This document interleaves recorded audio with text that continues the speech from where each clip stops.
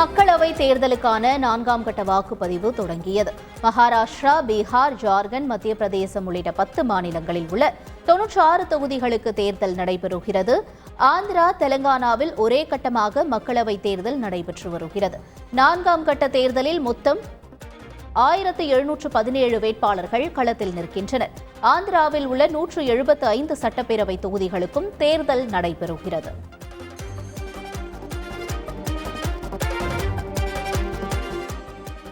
தெலங்கானாவில் முன்னாள் துணை ஜனாதிபதி வெங்கையா நாயுடு மற்றும் அவரது மனைவி உஷா நாயுடு ஆகியோர் வாக்களித்தனர். ஹைதராபாத்தின் ஜூப்ளி ஹில்ஸில் உள்ள வாக்குச்சாவடியில் வாக்களித்த பின் அவர்கள் அங்கு அமைக்கப்பட்டிருந்த செல்ஃபி பாயிண்டில் புகைப்படம் எடுத்து மகிழ்ந்தனர்.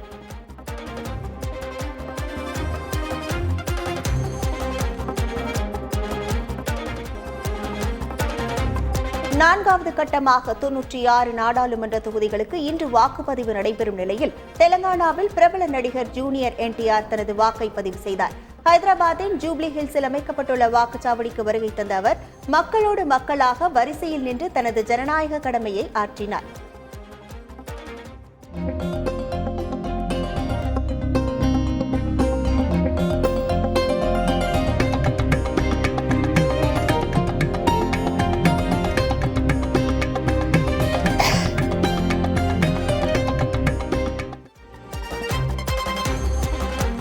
பிரபல புஷ்பா புகழ் தெலுங்கு நடிகர் அல்லு அர்ஜுன் தனது வாக்கை பதிவு செய்தார்.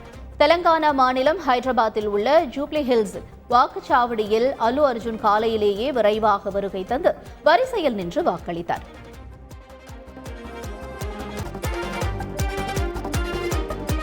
ஹரியானாவில் பல்வேறு அரசியல் மாற்றங்களால் ஆளும் பாஜக அரசுக்கு பெரும்பான்மைக்கு தேவையான 45 இடங்களில் 2 இடங்கள் குறைவாக உள்ளது. இதனால் அங்கு அரசுக்கு எதிரான நம்பிக்கையில்லா தீர்மானம் கொண்டுவரப்படலாம் என்று பேசப்பட்டு வந்த நிலையில் தற்போது திடீர் திருப்பமாக JJB கட்சியில் உள்ள 10 MLAக்களில் 6 MLAக்கள் தங்களுடன் தொடர்பில் இருப்பதாக பாஜக தெரிவித்துள்ளது. அதோடு காங்கிரஸ் வசமுள்ள 30 MLAக்களில் 4 முதல் 5 MLAக்களை காங்கிரஸால் தொடர்பு கொள்ள முடியவில்லை என்று பாஜக முன்னாள் முதல்வர் மனோகர் லால் கட்டார் தெரிவித்துள்ளார். நாகை MP செல்வராசு உடல்நலக்குறைவால் காலமானார். அவருக்கு வயது 67. சிறுநீரக மாற்று அறுவை சிகிச்சை செய்து கொண்டு சென்னையில் உள்ள தனியார் மருத்துவமனையில் சிகிச்சை பெற்று இருந்த நிலையில் உயிர் பிரிந்தது. திருவாரூர் மாவட்டம் சித்தமல்லியைச் சேர்ந்த செல்வராசு இந்திய கம்யூனிஸ்ட் கட்சியின் தேசிய குழு உறுப்பினராக பொறுப்பு வகித்து வந்தார். நாகை பாராளுமன்ற தொகுதியிலிருந்து 1989, 1996, 1998 மற்றும் கடந்த 2019 தேர்தல்களில் செல்வராசு வெற்றி பெற்றிருந்தார். செல்வராசு உடலுக்கு நாளை காலை 10 மணிக்கு சொந்த ஊரான சித்தமல்லியில் இறுதி சடங்குகள் நடைபெறும் என்று அறிவிக்கப்பட்டுள்ளது. மேற்கு வங்க மாநிலம் பரக்பூரில் நடைபெற்ற தேர்தல் பிரச்சார பொதுக்கூட்டத்தில் உரையாற்றிய பிரதமர் மோடி 5 உத்தரவாதங்களை அளித்தார். அதன்படி மத அடிப்படையில் இடஒதுக்கீடு கொடுக்க முடியாது என்றும் SC, ST மற்றும் OBCக்கான இடஒதுக்கீடு நீக்கப்படாது என்றும் தெரிவித்தார்.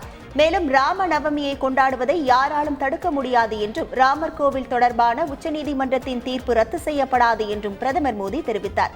இது தவிர குடியுரிமை திருத்த சட்ட அமலாக்கத்தை யாராலும் தடுக்க முடியாது என்றும் பிரதமர் மோடி உறுதியளித்தார்.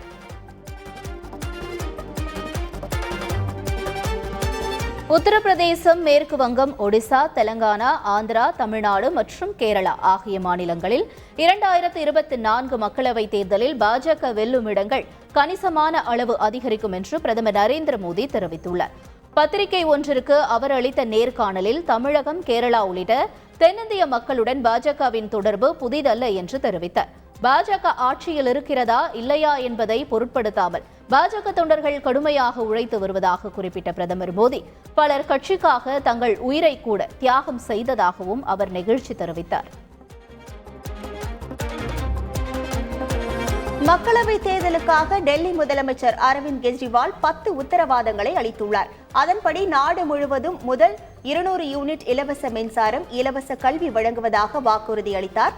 தனியார் மருத்துவமனைகளுக்கு இணையாக அரசு மருத்துவமனைகளில் வசதிகள் உருவாக்கப்படும் என்ற கெஜ்ரிவால் சீனாவிடமிருந்து இந்தியாவின் நிலம் மீட்கப்படும் என்றார்.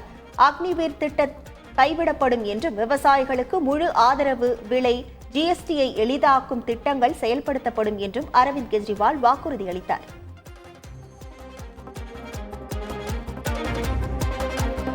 11ஆம் வகுப்பு பொதுத் தேர்வு முடிவுகள் நாளை காலை 9:30 மணிக்கு வெளியாக உள்ளது. தேர்வர்கள் தங்களின் தேர்வு முடிவுகளை இணையதளங்களில் பதிவு எண் மற்றும் பிறந்த தேதியை பதிவு செய்து தெரிந்து கொள்ளலாம் என்று தெரிவிக்கப்பட்டுள்ளது. மேலும் மாணவர்கள் பதிவு செய்த செல்போன் எண்களுக்கும் தேர்வு முடிவுகள் அனுப்பி வைக்கப்படும் என்றும் அறிவிக்கப்பட்டுள்ளது.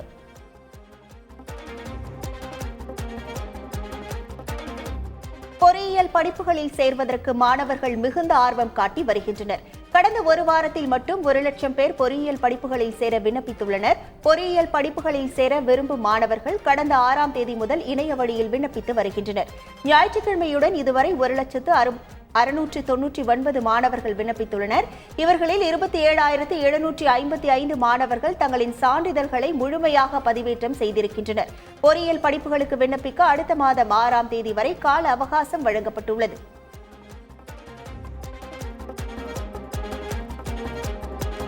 சென்னை விமான நிலையத்தில் தேர்தல் நடத்தை விதிகளை மீறி கூட்டத்தை கூட்டியதாக கூறி தேமுதிகவினர் மீது வழக்கு பதிவு செய்யப்பட்டுள்ளது. விஜயகாந்திற்கு மத்திய அரசு பத்மபூஷன் விருது வழங்கிய நிலையில் இந்த விருதோடு அக்கட்சியின் பொதுச் செயலாளர் பிரேமலதா விஜயகாந்த் சனிக்கிழமையன்று சென்னை வந்தார். அப்போது அவரை வரவேற்று பேரணியாக கோயம்பேடு செல்ல ஏராளமான தேமுதிக தொண்டர்கள் விமான நிலையத்தில் குவிந்ததால் போலீசாருடன் தள்ளுமுள்ளை ஏற்பட்டது.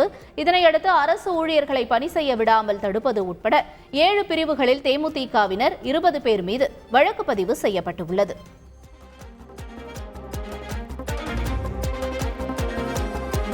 யூடியூபர் சவுக்கு சங்கர் மீது குண்டர் சட்டம் பாய்ந்தது. பெண் காவலர்களை இழிவாக பேசியதாக யூடியூபர் சவுக்கு சங்கரை கோவை போலீசார் கைது செய்து சிறையில் அடைத்தனர்.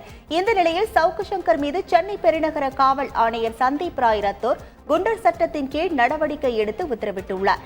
இதற்கான அறிக்கையை கோயம்புத்தூர் சிறையில் உள்ள சவுக்கு சங்கருக்கு சென்னை மத்திய குற்றப்பிரிவு சைபர் கிரைம் போலீசார் மூலம் கொடுக்கப்பட்டுள்ளது.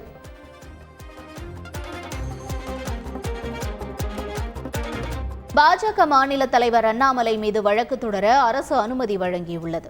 மக்களிடையே மோதலை ஏற்படுத்தும் வகையில் அண்ணாமலை பேசி வருவதாக சேலம் நீதிமன்றத்தில் சமூக ஆர்வலர் பியூஷ் மனோஜ் வழக்கு தொடர்ந்தார்.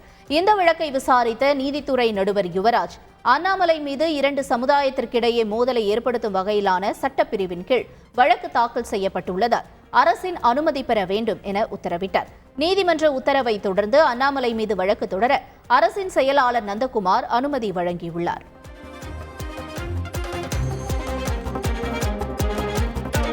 ஆளவந்தார் நாயக்கர் அறக்கட்டளைக்கு சொந்தமான நிலங்களை தொடர்ந்து அரசின் திட்டங்களுக்கு கையகப்படுத்துவது சரியல்ல என்று பாமக நிறுவனர் ராமதாஸ் தெரிவித்துள்ளார். இது தொடர்பாக அவர் முதலமைச்சருக்கு எழுதியுள்ள கடிதத்தில் ஏற்கனவே கையகப்படுத்தப்பட்ட நிலங்களுக்கு ஈடாக அரசு நிலங்களை ஆளவந்தார் நாயக்கர் அறக்கட்டளைக்கு வழங்க வேண்டும் என்று வலியுறுத்தியுள்ளார்.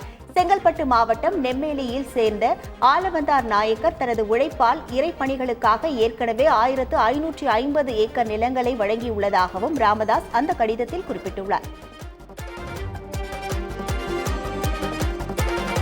சிவகாசி அருகே கீழத்திருத்தங்கல் செங்கமலப்பட்டி பட்டாசு வெடி விபத்தில் உயிரிழந்தவர்களின் வீடுகளுக்கு நேரில் சென்று அவர்களின் குடும்பத்தாருக்கு மதிமுக முதன்மை செயலாளர் துரை வைகோ ஆறுதல் கூறினார். பின்னர் காயமடைந்து சிவகாசி அரசு மருத்துவமனையில் சிகிச்சை பெற்று வருபவர்களை சந்தித்து நலம் விசாரித்தார். தொடர்ந்து செய்தியாளர்களிடம் பேசிய துரை வைகோ விதிமுறைகளை மீறும் பட்டாசு ஆலை உரிமையாளர்கள் மீது குண்டர் தடுப்புச் சட்டத்தின் கீழ் நடவடிக்கை எடுப்பதில் எந்த தவறும் இல்லை என்றும் கூறினார்.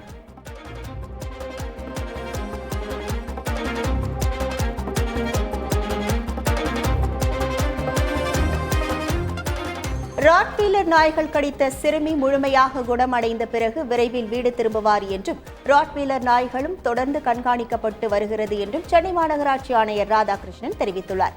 தெரு நாய்கள் விவகாரத்தில் சட்ட நடவடிக்கையே தொடர்ந்து பேசி வருகிறார்கள் என்றும் எல்லோரும் இணைந்துதான் நடவடிக்கை எடுக்க முடியும் என்றும் அவர் தெரிவித்தார். தேர்தல் முடிந்தவுடன் அரசுடன் இணைந்து நல்ல முடிவு எடுக்கப்படும் என்றும் ராதாகிருஷ்ணன் கூறினார்.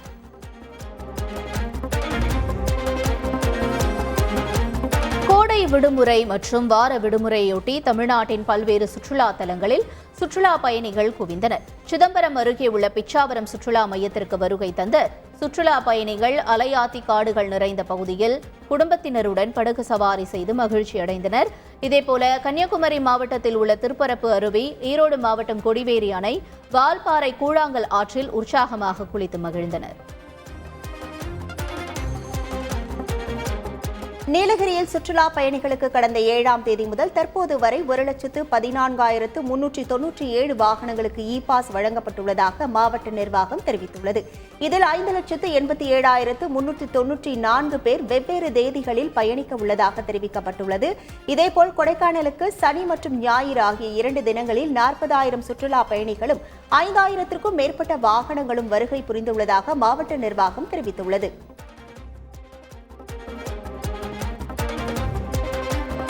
புகழ்பெற்ற சபரிமலை ஐயப்பன் கோயில் நடை வைகாசி மாத பூஜைக்காக நாளை மாலை 5 மணிக்கு திறக்கப்படுகிறது. நடை திறப்பையொட்டி நாளை சிறப்பு பூஜைகள் எதுவும் நடைபெறாது. வரும் 15ஆம் தேதி முதல் 19ஆம் தேதி வரை தினமும் அதிகாலை 5 மணிக்கு கோயில் நடை திறக்கப்பட்டு பல்வேறு பூஜைகள் நடைபெறுகின்றன. 19ஆம் தேதி அத்தாழ பூஜைக்கு பிறகு ஹரிவராசனம் பாடல் இசைக்கப்பட்டு இரவு 10:30 மணிக்கு கோயில் நடை அடைக்கப்படும். பக்தர்கள் வழக்கம் போல ஆன்லைன் முன்பதிவு அடிப்படையில் சாமி தரிசனத்திற்கு அனுமதிக்கப்படுவார்கள் என்று தெரிவிக்கப்பட்டுள்ளது. பணியிடத்தில் பெண் ஊழியரை ஸ்வீட்டி, பேபி என்று அழைப்பதை எப்போதும் பாலியல் துன்புறுத்தலாக கருத முடியாது என்று கொல்கத்தா உயர்நீதிமன்றம் தெரிவித்துள்ளது. இந்திய கடலோர காவல் படையில் பயிற்சியாளராக பணியாற்றிய பெண் ஊழியர் தனது உயர் அதிகாரிக்கு எதிராக கொடுத்த வழக்கை விசாரித்த நீதிபதி சப்யாகாச்சி பட்டாச்சாரியா இந்த தீர்ப்பை அளித்துள்ளார். அந்த பெண் ஊழியர் ஒருமுறை ஆட்சேபம் தெரிவித்த பிறகு அந்த உயர் அதிகாரி ஒருபோதும் அந்த வார்த்தைகளை பயன்படுத்தவில்லை என்றும் புகாரை விசாரித்த அலுவலக உள் விசாரணை குழுவும் தவறு எதுவும் கண்டறியவில்லை என்றும் நீதிபதி கூறினார்.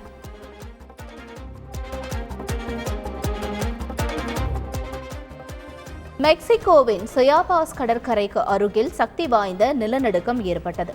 இந்த நிலநடுக்கம் 75 கிலோமீட்டர் ஆழத்தில் ரிக்டர் அளவுகோலில் 6.4 பதிவாகியுள்ளதாக அமெரிக்க புவியியல் ஆய்வு மையம் அறிவித்துள்ளது. அப்போது வீடுகள், கட்டிடங்கள் குலுங்கின, மக்கள் பீதியடைந்தனர். குவாதமாலாவிலும் இந்த நிலநடுக்கமானது உணரப்பட்டுள்ளது. இருப்பினும் சுனாமி எச்சரிக்கை விடுக்கப்படவில்லை என்பதும் குறிப்பிடத்தக்கது.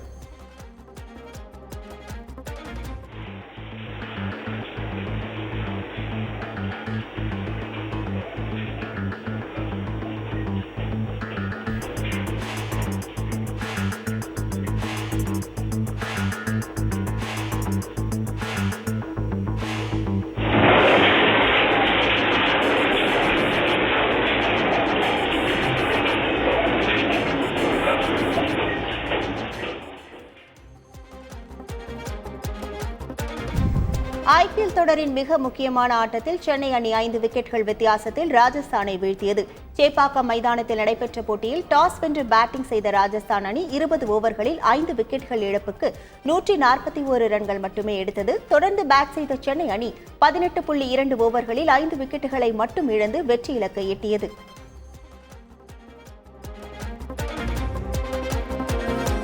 ராஜஸ்தானுக்கு எதிரான ஐபிஎல் லீக் போட்டியில் ஃபீல்டருக்கு இடையூறு ஏற்படுத்தும் வகையில் செயல்பட்டதாக சிஎஸ்கே வீரர் ஜடேஜாவிற்கு 3ஆம் நடுவர் அவுட் கொடுத்தார். ஆட்டத்தின் 16வது ஓவரில் பிட்சின் பக்கவாட்டில் ரன் ஓடாமல் ஸ்டெம்பிற்கு நடுவே ஜடேஜா ஓடினார். அப்போது சஞ்சு சாம்சன் ரன் அவுட் செய்ய முயன்ற போது பந்து ஜடேஜா மீது பட்டது. இதனையடுத்து ஃபீல்டருக்கு இடையூறு செய்ததாக சாம்சன் அப்பீல் செய்த நிலையில் 3ஆம் நடுவர் ஜடேஜாவிற்கு அவுட் அளித்தார். ஐபிஎல் தொடரில் யூசுப் பதான், அமித் மிஸ்ராவிற்கு அடுத்து ஓபிஎஸ் முறையில் ஜடேஜா ஆட்டமிழந்துள்ளார். ராஜஸ்தான் அணியை வீழ்த்தி 7வது வெற்றியை பதிவு செய்துள்ள சென்னை அணி 14 புள்ளிகளுடன் 3வது இடத்திற்கு முன்னேறியது. இந்த வெற்றியின் மூலம் பிளே ஆஃப் சுற்றுக்கு செல்லும் வாய்ப்பை சென்னை அணி பிரகாசமாக்கிக் கொண்டது. சென்னை அணி இனி அடுத்த போட்டியில் வரும் 18ஆம் தேதி பெங்களூரு அணியுடன் மோத உள்ளது. நல்ல ரன் ரேட்டுடன் இருப்பதால் இடையில் நடைபெறும் போட்டிகளின் முடிவுகளால் சென்னை அணிக்கு பெரிய அளவில் பாதிப்பு இருக்காது என எதிர்பார்க்கப்படுகிறது.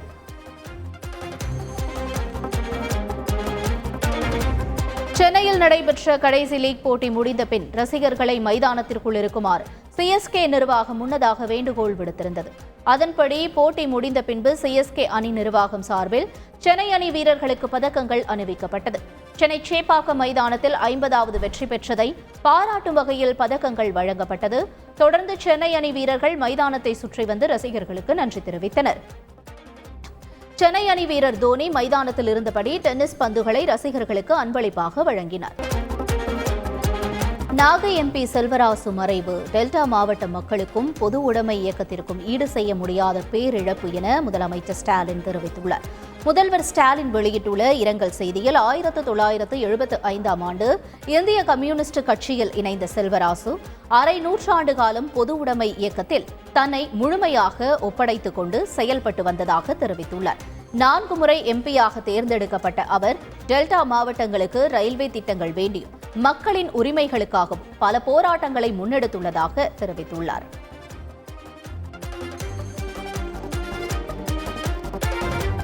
தமிழகத்தில் பல்வேறு பகுதிகளில் வரும் 18ஆம் தேதி வரை மழைக்கு வாய்ப்பு உள்ளதாக சென்னை வானிலை ஆய்வு மையம் கூறியுள்ளது. அடுத்த 5 தினங்களுக்கு அதிகபட்ச வெப்பநிலை தமிழக உள் மாவட்டங்களில் அநேக இடங்களில் பொதுவாக இயல்பை ஒட்டியும் ஓரிரு இடங்களில் 2 முதல் 3 டிகிரி செல்சியஸ் இயல்பை விட அதிகமாக இருக்கக்கூடும் என்றும் கூறப்பட்டுள்ளது.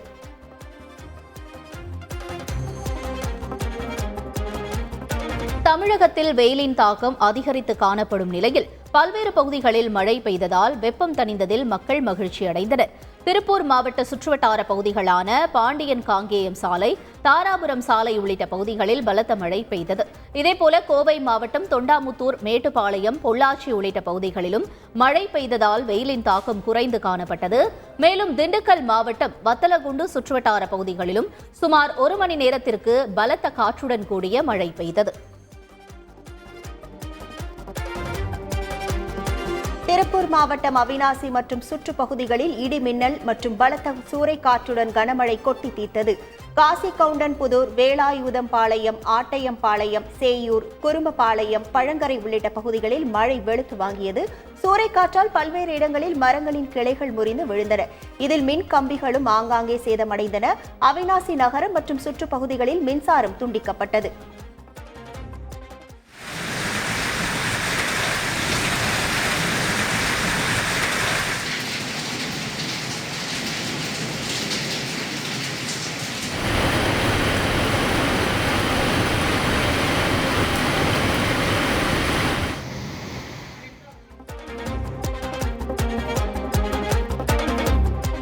கார் விபத்தில் அமைச்சர் ஏவா வேலுவின் மகன் லேசான காயங்களுடன் உயிர் தப்பினார். திருவண்ணாமலை ஏந்தல் புறவழிச்சாலை வழியாக பொதுப்பணித்துறை அமைச்சர் ஏவா வேலுவின் மகன் ஏவா வே கம்பன் காரில் பயணம் செய்தபோது எதிரே வந்த கார் மோதியது. இதனால் காரில் பயணம் செய்த அமைச்சரின் மகன் மற்றும் ஓட்டுநர் இருவரும் காயம் ஏற்பட்டு சிகிச்சைக்காக தனியார் மருத்துவமனையில் அனுமதிக்கப்பட்டுள்ளனர்.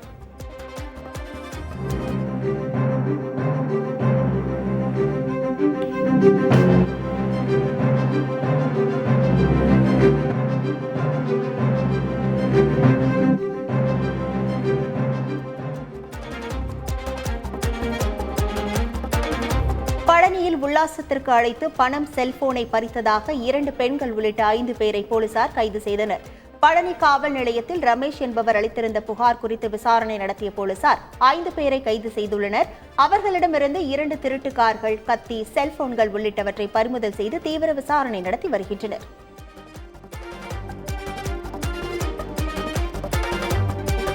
கோவை அருகே சூலூரில் டிவி ரீசார்ஜ் நம்பரை தவறாக கூறிய 3வது மனைவியை அடித்துக் கொன்ற கணவனை போலீசார் கைது செய்தனர். கோவை பூராண்டம்பாளையத்தில் இந்த கொடுமையானது நிகழ்ந்துள்ளது. இந்த சம்பவம் தொடர்பாக அக்கம்பக்கத்தினர் அளித்த புகாரின் பேரில் போலீசார் தர்மராஜை கைது செய்து நீதிமன்றத்தில் ஆஜர்படுத்தி கோவை மத்திய சிறையில் அடைத்தனர்.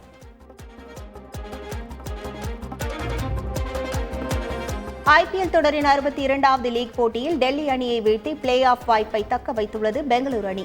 முதலில் பேட்டிங் செய்த பெங்களூரு அணி 20 ஓவர்கள் முடிவில் 9 விக்கெட் இழப்புக்கு 187 ரன்கள் குவித்தது. இதையடுத்து களமிறங்கிய டெல்லி அணி 19.1 ஓவரில் 140 ரன்களில் ஆல் அவுட் ஆனது. இதன் மூலம் புள்ளிப்பட்டியலில் 5வது இடத்திற்கு முன்னேறிய பெங்களூரு அணி பிளே ஆஃப் ரேஸிலும் நீடிக்கிறது.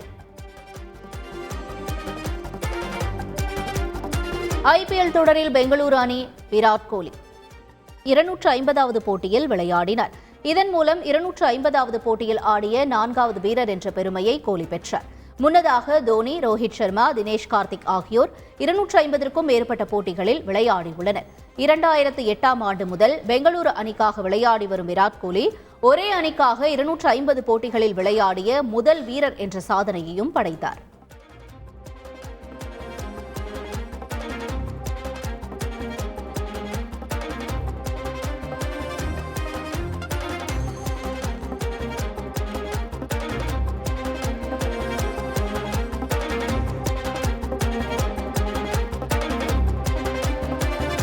ஐபிஎல் தொடரில் அதிக முறை டக் அவுட் ஆன வீரர் என பெங்களூரு அணியின் தினேஷ் கார்த்திக் மோசமான சாதனை படைத்துள்ளார். டெல்லி அணிக்கு எதிரான நேற்றைய லீக் போட்டியில் 2 பந்துகளை சந்தித்த நிலையில் டக் அவுட் ஆனார். இது ஐபிஎல் போட்டிகளில் தினேஷ் கார்த்திக்கின் 18வது டக் அவுட்டாக அமைந்தது. அதிக முறை டக் அவுட் ஆனவர்கள் பட்டியலில் தினேஷ் கார்த்திக் முதலிடத்திலும், கிளேன் மேக்ஸ்வெல் மற்றும் ரோஹித் சர்மா அடுத்த இடங்களிலும் உள்ளனர். ஐபிஎல் தொடரின் இன்றைய போட்டியில் குஜராத் மற்றும் கொல்கத்தா அணிகள் பலப்பரீட்சை நடத்துகின்றன. குஜராத் மாநிலம் அகமதாபாத்தில் உள்ள நரேந்திர மோடி மைதானத்தில் இரவு 7:30 மணிக்கு இந்த போட்டி நடக்கிறது. ஏற்கனவே பிளே ஆஃப் சுற்றுக்கு முதல் அணியாக KKR தகுதி பெற்றுள்ளது. அதே சமயம் புள்ளிப்பட்டியலில் 8ஆம் இடத்தில் இருக்கும் குஜராத் அணி CSK அணிக்கு எதிரான வெற்றி தந்த உற்சாகத்துடன் விளையாடும் என்று எதிர்பார்க்கப்படுகிறது.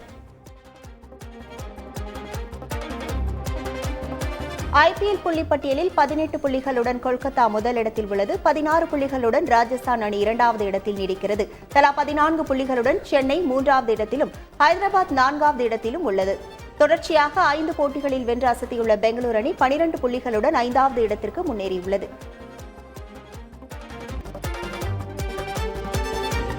சென்னை கிண்டியில் உள்ள ஆளுநர் மாளிகையில் ஆட்டிசம் பாதித்த சிறப்பு குழந்தைகளின் பெற்றோர்களை கௌரவிக்கும் விழா நடைபெற்றது. அன்னையர் தினத்தையொட்டி நடைபெற்ற விழாவில் ஆளுநர் RN ரவி, ஆளுநரின் மனைவி லட்சுமி, நடிகர் ஈரோடு மகேஷ் உள்ளிட்டோர் பங்கேற்றனர். இந்த விழாவில் ஆட்டிசத்தால் பாதிக்கப்பட்ட குழந்தைகளின் ஆடல் பாடல் நிகழ்ச்சி நடைபெற்றது. சிறப்பு குழந்தைகளுக்கு தனி கவனம் செலுத்தும் சேவையை வழங்க நடவடிக்கை எடுக்கப்படும் என ஆளுநர் RN ரவி உறுதியளித்துள்ளார். அன்னையர் தின விழாவில் கலந்து கொண்டு பேசிய அவர், செஞ்சிலுவை சங்கம் தொடங்குவதற்கு தேவையான முயற்சிகளை கட்டாயம் மேற்கொள்வேன் என்றார். சிறப்பு குழந்தைகளின் ஒவ்வொரு தாயும் சிறந்த மனிதர்கள் என ஆளுநர் RN ரவி தெரிவித்தார்.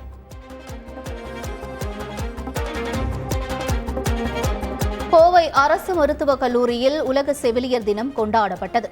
கையில் மெழுகுவர்த்தி ஏந்திய செவிலியர்கள் அனைவரும் பணியை சிறப்பாக ஆற்றுவோம் என உறுதிமொழி ஏற்றுக்கொண்டனர். இதனைத் தொடர்ந்து செவிலியர்கள் மற்றும் மருத்துவர்கள் ஒன்றாக சினிமா பாடல்களுக்கு உற்சாகமாக நடனமாடினார்கள். கொடைக்கானலில் அரசு பேருந்து ஒன்றின் மேற்கூரை சேதமான நிலையில் பயணிகள் மழை நீரில் நனைந்தபடி பயணம் செய்யும் நிலை ஏற்பட்டது. மதுரையிலிருந்து கொடைக்கானல் நோக்கி வந்த அரசு பேருந்து ஒன்றில் மேற்கூரை சேதமடைந்து காணப்பட்டது. இதனால் மழை நீரானது பேருந்திற்குள் புகுந்தது. இதனால் அசௌகரியமடைந்த பயணிகள் மழையில் நனைந்தபடியே பயணித்தனர்.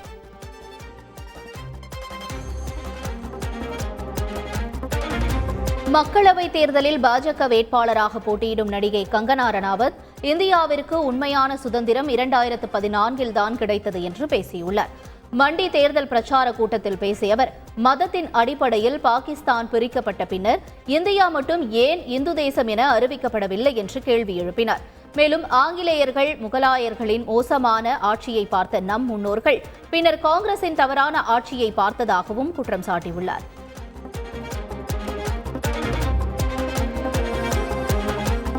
அமெரிக்காவின் ஹூஸ்டன் நகரில் முதியவர் மீது கார் ஏற்றி கொலை செய்த திருநங்கையை போலீசார் கைது செய்தனர். சாலையில் நடந்து சென்ற முதியவர் மீது திருநங்கை ஒருவர் வேகமாக இயக்கிய கார் மோதியது. இதில் முதியவர் படுகாயமடைந்த நிலையில் மீண்டும் அவர் உடல் மீது காரை ஏற்றிய திருநங்கை அவரின் உடலில் 9 முறை கத்தியால் இரக்கமின்றி குத்தினார். இது தொடர்பான CCTV காட்சிகள் வைரலான நிலையில் போலீசார் திருநங்கையை கைது செய்து விசாரணை மேற்கொண்டு வருகின்றனர்.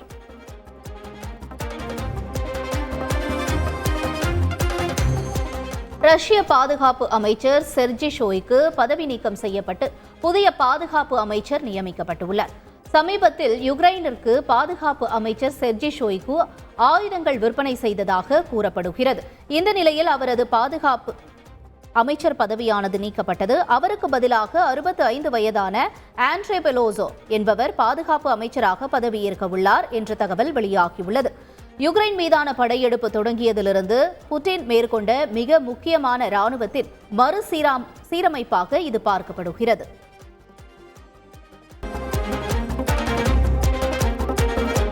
கர்நாடகாவைச் சேர்ந்த சின்னத்திரை நடிகை பவித்ரா ஜெயராம் சாலை விபத்தில் மரணமடைந்த சம்பவம் அதிர்ச்சியை ஏற்படுத்தியுள்ளது.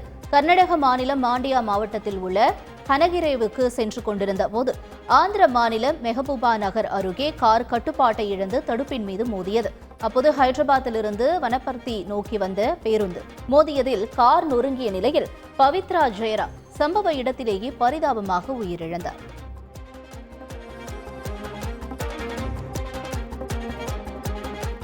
இந்தோனேஷியாவில் ஏற்பட்ட கனமழை வெள்ளத்தால் 31 பேர் உயிரிழந்துள்ளனர். மேற்கு சுமத்ரா மாகாணத்தில் பெய்த கனமழை காரணமாக வெள்ளம் மற்றும் நிலச்சரிவு ஏற்பட்டது. இதில் பலர் தங்களது வீடுகளை இழந்தனர். சாலைகளும் சேதமடைந்தன. இந்த கனமழை வெள்ளத்துக்கு 31 பேர் உயிரிழந்த நிலையில் 15 பேரை காணவில்லை என்றும் 40க்கும் மேற்பட்டோர் காயமடைந்துள்ளதாகவும் தகவல் வெளியாகியுள்ளது.